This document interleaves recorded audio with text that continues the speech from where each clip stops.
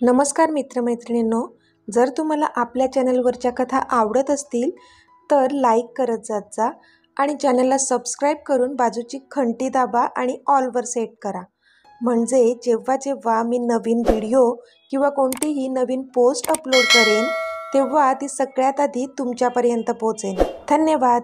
तर वळूया आपल्या कथेच्या पुढच्या भागाकडे. Really uncle? So our names are same?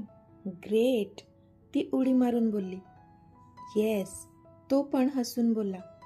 हे मीता, व्हॉट्स युअर फुल नेम? त्याने विचारलं. का कुणास ठाऊक त्याला तिच्या वडिलांचं नाव जाणून घ्यायचं होतं.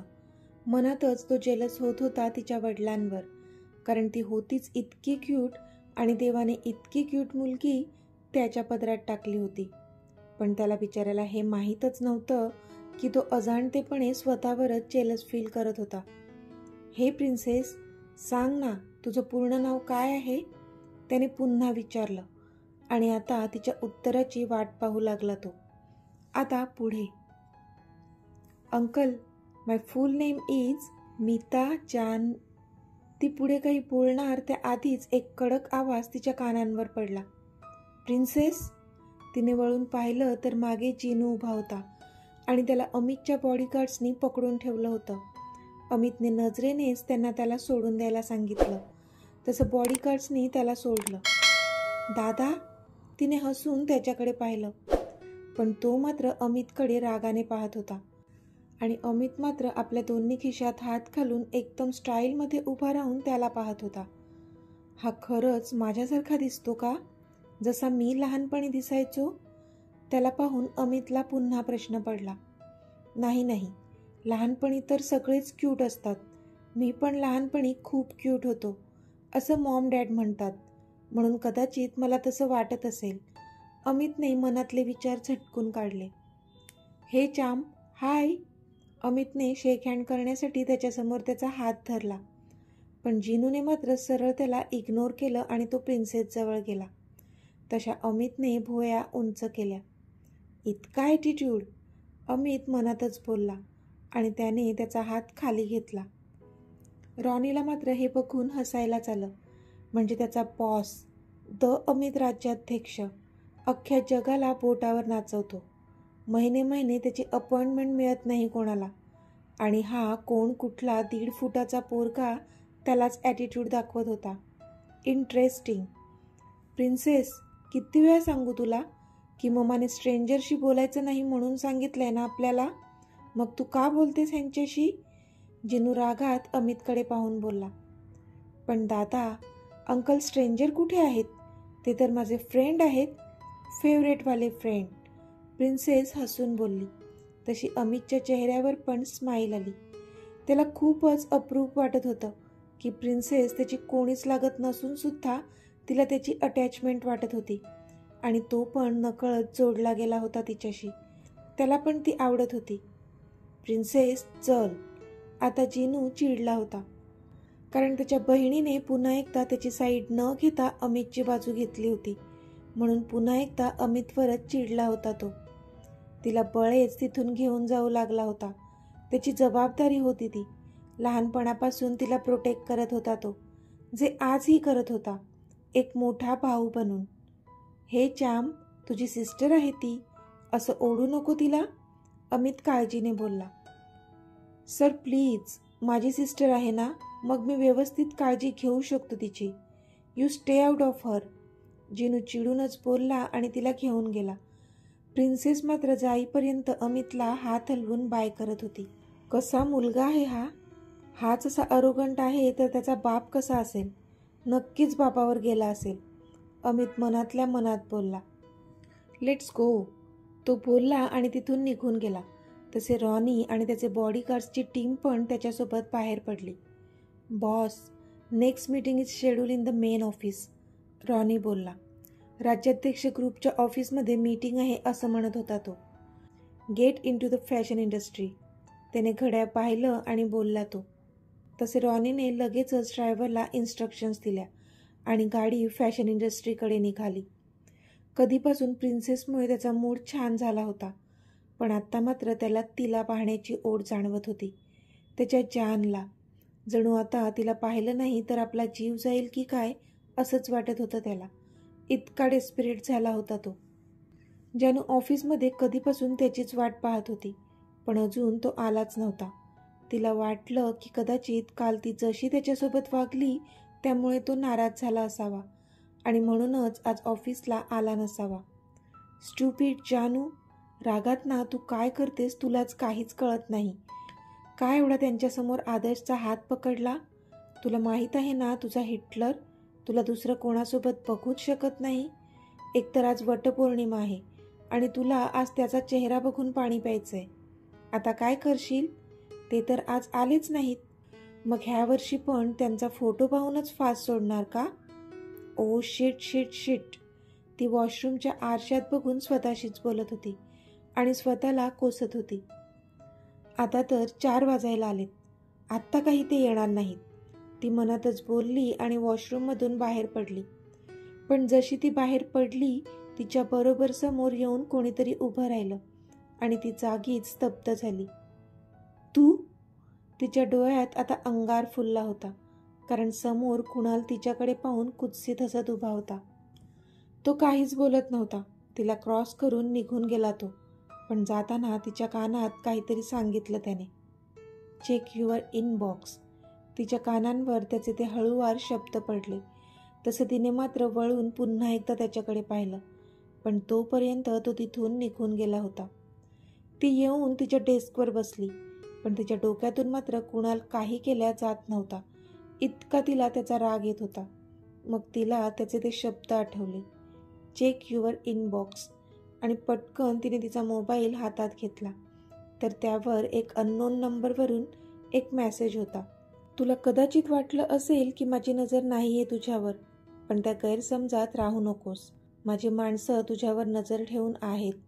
तो अमित राज्याध्यक्ष तुझा 1,00,000 पटीने तिरस्कार करतो, त्यामुळे मला जास्त काही करावं लागणार नाही. पण तू थोडी जरी चलाखी दाखवायचा प्रयत्न केला ना तर तुला चांगलंच माहीत आहे मी काय करू शकतो ते. आणि आता तुझी मुलं पण मोठी झाली आहेत ना, खूप क्यूट आहेत ती. कधी स्कूलमधून गायब होतील तुला कळणार सुद्धा नाही, म्हणून माझ्याशी पंगा घ्यायचा नाही, कळलं? मूग गिळून गप्प राहायचं आणि लवकरात लवकर इथून परत निघून जायचं. तो मेसेज वाचून ती मात्र सुन्न झाली होती. तो कुणाल नीच होता माहीत होतं तिला, पण आता त्याने तिच्या मुलांवर पण बोट ठेवलं होतं, त्यामुळे तिची धाकधूक अजूनच वाढली होती. खूप घाबरली होती ती, पण त्यातल्या त्यात कुठेतरी हे चांगलं होतं की त्याला अजून हे माहीत नव्हतं की ती जानू आणि अमित दोघांची मुलं आहेत. त्याला वाटत होतं की ती दोन्ही मुलं जानू आणि मानवची आहेत, म्हणून अजून तरी त्याने त्यांना काहीच केलं नव्हतं. तिने चेहऱ्यावर आलेला घाम पुसला. खूपच अस्वस्थता जाणवत होती तिला. त्यात सकाळपासून काहीच खाल्लं नव्हतं तिने, पाणी पण प्यायली नव्हती, त्यामुळे अजूनच कसं तरी होत होतं तिला. पण आता आतल्या आत होणारा त्रास तिला खूप वेदना देत होता. ज्याच्याशी सगळं शेअर करायचं होतं त्यालाच ती काही सांगू शकत नव्हती. हेच सगळ्यात मोठं दुर्दैव होतं तिचं. हे हाय जान्हवी. आदर्श आता तिच्या डेस्ककडे आला होता. हाय. तिने पण त्याला ग्रीट केलं. हे तुझा चेहरा का उतरला आहे? तू आज कॅन्टीनमध्ये पण आली नव्हती. तब्येत बरी आहे ना तुझी? त्याने विचारलं. हो बरीच आहे, थोडा वीकनेस आहे बास, ती बोलली. वीकनेस कशामुळे आला? काही खाल्लं नाही का? त्याने काळजीने विचारलं. नाही, ते माझा फास्ट आहे आज, ती बोलली. ओह, तू पण ना. आधी तब्येत सांभाळावी माणसाने, आणि जर ती बरी असेल तरच फास्ट करावा. आदर्श आपलं ज्ञान पाजळू लागला. आदर्श प्लीज, मला काम आहे, तू जा आता, ती बोलली. नाही हा, आधी काहीतरी खाऊन घे, नाहीतर अजूनच त्रास होईल, तो काळजीने बोलला. घरी जाऊन खाणारच आहे मी आदर्श, ती बोलली. पण आता तुझी तब्येत बिघडली तर? तो बोलला. आदर्श प्लीज लिव्ह मी अलोन, ती बोलली. तसा तो ओके बोलून पटकन तिच्यापासून दूर झाला. पण थोड्या वेळाने तिलाच कसं तरी वाटलं. तो बिचारा नेहमीप्रमाणे तिला काळजीने विचारत होता आणि ही मात्र त्याच्यावर चिडली होती, म्हणून मग ती उठली आणि त्याच्याकडे गेली. तो बाहेरच्या डेस्कवरच होता. आदर्श, आय एम सॉरी, मी जरा जास्तच रिॲक्ट झाले, ती बोलली. यू शुड बी, तो तोंड पाडत बोलला. हो ना बाबा, आय एम सॉरी. खरंच, ती कान पकडून बोलली तसा तो गालात हसला. बास बास, अभी इतना क्यूट फेस करने की कोई ज़रूरत नहीं. It's okay. तो पण हसून बोलला. तशी ती रिलॅक्स झाली. इतकी वर्षे ते एकत्र काम करत होते, त्यामुळे तेवढा बॉन्ड तर नक्कीच होता त्यांच्यामध्ये, म्हणून एवढे फ्री बोलत होते ते दोघे. पण नेमकं जानूने कान धरायला आणि आपल्या हिटलरच्या एंट्रीला एकच वेळ झाली होती. आणि आपला हिटलर जो कधीपासून तिला बघण्यासाठी आतुर झाला होता, त्याच्या डोळ्यात आता राग उतरला होता. हे माझं ऑफिस आहे, भाजी मार्केट नाही आहे टाईमपास करायला. तो एक एक शब्द उच्चारत रागात बोलला. तसा इथे आदर्शने भीतीने एक औंढा गिळला. Come in to my cabin quick, तो जानूच्या डोळ्यात आरपार बघत बोलला. तिने घड्याळ पाहिलं तर त्यात आता 5:30 वाजले होते, म्हणजे त्यांचं ऑफिस सुटायचं टायमिंग झालं होतं. Sir, I think office hours are over now. Office सुटलंय असं म्हणत होती ती त्याला. आर यू माय बॉस, त्याने रागात विचारलं. तशी तिने नाहीमध्ये मान डोलावली. I said come in to my cabin right now. तो खूपच जोरात ओरडला. तशी ती घाबरली.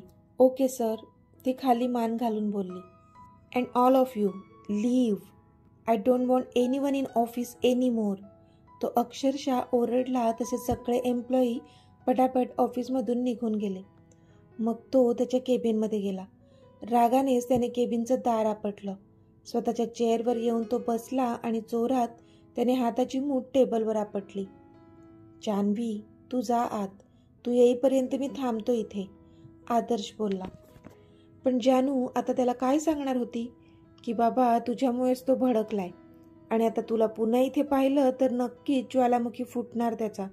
त्यापेक्षा तू इथून गेलेलाच बरा. नाही आदर्श, तू जा, मी येईन नंतर. तू बघितलंस ना बॉस किती चिडलेत. त्यांनी सगळ्यांना बाहेर जायला सांगितलंय आणि त्यात तू जर इथे थांबलास तर अजून चिडतील ते, ती बोलली. पण जान्हवी, तू इथे एकटीच आहे आणि बॉस, आदर्श बोलला. तसं जानूला आता त्याला काय उत्तर देऊ हा प्रश्न पडला. म्हणजे तिच्या हक्काच्या माणसाकडेच ती सुरक्षित नाही आहे असं म्हणत होता तो. डोंट वरी आदर्श, बॉस दिसतात तेवढे वाईट नाही आहेत. यू कॅन ट्रस्ट हिम, ती बोलली. मग आदर्श पण ओके बोलून तिथून निघून गेला. आता ऑफिसमध्ये कोणीच नव्हतं, फक्त ती आणि तो. बाहेर रॉनी आणि अमितचे बॉडीगार्ड्स. तिने स्वतःला सावरलं आणि ती त्याच्या केबिनच्या दिशेने गेली. मे आय कम इन, तिचा खूपच लो आवाज आला. येस कम इन, त्याचा रागीट टोन तिच्या कानावर पडला. येस मिस्टर राज्याध्यक्ष, तुम्ही बोलावलंत मला, तिने खाली मान घालूनच विचारलं. पण त्याचं लक्ष होतं कुठे, तो तर तिच्याकडेच पाहत होता. आज तिने तिचा ऑफिसचा फॉर्मल ड्रेस घातला नव्हता, तर साडी नेसली होती. रेड कलरची साडी, त्यावर स्लीवलेस गोल्डन कलरचा ब्लाऊज. तिचे शॉर्ट केस मोकळेच ठेवले होते. हातात बँगल्स आणि एका हातात वॉच. 2 भुवयांच्यामध्ये एक खड्याची टिकली. डोळ्यात काजळ आणि ओठांवर पिंक लिपस्टिक. सकाळपासूनचा मेकअप आता थोडा उतरला होता, पण तरी खूपच अट्रॅक्टिव्ह दिसत होती ती. दोन्ही हात पुढे घेऊन त्यांची चुळबुळ करत उभी होती ती. त्याला त्याची आधीची जानू भासत होती ती. आत्ताच धावत जाऊन तिला गच्च मिठीत घ्यायची इच्छा त्याला होत होती. तो अगदी तिच्यात हरवला होता. कधीपासून तिच्यावर जो राग आला होता तो थोड्या वेळापूर्वी विसरून गेला होता तो.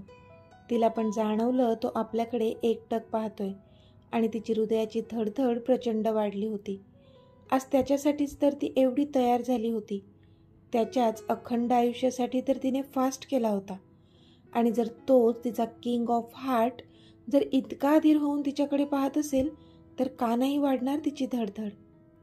पण आत्ता मात्र त्याच्या डोळ्यात राग दाटून आला, कारण आत्ता त्याला तिच्या गळ्यात असलेलं ते मंगळसूत्र दिसलं होतं. तशी त्याने रागाने त्याच्या हाताची मूठ घट्ट केली. So Mrs Mohite, tell me, are you here to pass time, त्याने खूपच रागात विचारलं. तशी तिने नाहीमध्ये मान हलवली. तुम्हाला बोलता येत नाही का, त्याने विचारलं. तशी तिने होमध्ये मान हलवली आणि तिचं ते वागणं बघून त्यानेच नकारार्थी मान हलवली. देन स्पीक अप ना डॅम इट, तो चिडून बोलला. हो, मला येते बोलता, ती बोलली. तुमची कामं तुम्ही नीट करत नाही आहात, ह्याचा मी काय अर्थ घ्यावा, त्याने विचारलं. पण मी माझी कामं चोख करते, ती बोलली. तुम्ही माझ्या PA आहात, मग तरी आजचं शेड्यूल तुम्ही माझ्याशी डिस्कस नाही केलं, त्याने विचारलं.